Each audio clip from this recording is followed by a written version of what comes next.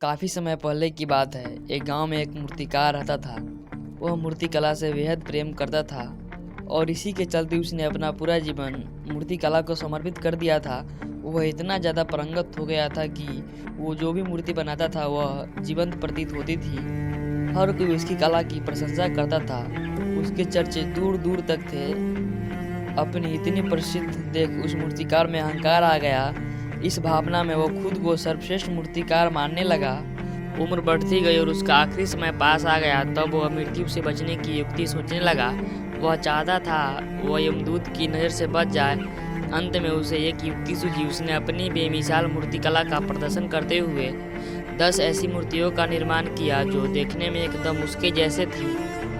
मूर्तियाँ देखने में इतनी जीवंत प्रतीत हो रही थी कि कोई यह कह नहीं सकता था कि मूर्तिकार कौन है और मूर्ति कौन सी है।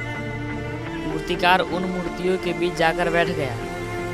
उनमें से मूर्तिकारों को पहचानना मुश्किल था। फिर यमदूत उसके प्राण हरण करने पहुंचे, लेकिन वो 11 एक जैसी मूर्तियों को देख अचंभित हो गए। यमदूत उन मूर्तियों में अंतर पाने में असमर्थ था, लेकिन उन्हें यह भी पता था कि मूर्तिकार इन्हीं मूर्तियों के बीच छिपा हुआ है। लेकिन उसके प्राण हरने के लिए मूर्तिकार की पहचान करनी आवश्यक थी। नियमों के अनुसार मूर्तिकार का अंत समय आ चुका था और यमदूत उसके प्राण छोड़कर नियमों के विरुद्ध नहीं जाना चाहते थे। यमदूत चाहता तो वो हर मूर्ति को तोड़कर देख सकता था, लेकिन यह मूर्तिकार की कला का अपमान होता। ऐसे में यमदूत ने एक तोड़ निकाला। यमदूत को यह पता था कि मूर्तिकार बहुत अहंकारी है। ऐसे में यमदूत ने मूर्तियों को देखकर कहा कि यह सभी मूर्तियाँ कलात्मकता और सौंदर्य में अद्भुत संगम है।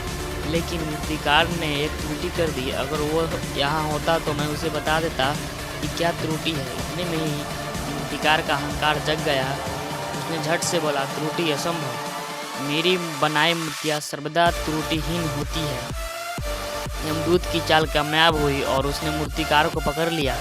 उसने कहा कि मूर्तियाँ बोला नहीं करती, यही तुम्हारी त्रुटि थी कि तुम अपने अहंकार पर काबू नहीं पा सके। यमदूत मूर्तिकार को प्राणहर कर यमलोक को वापस चला गया।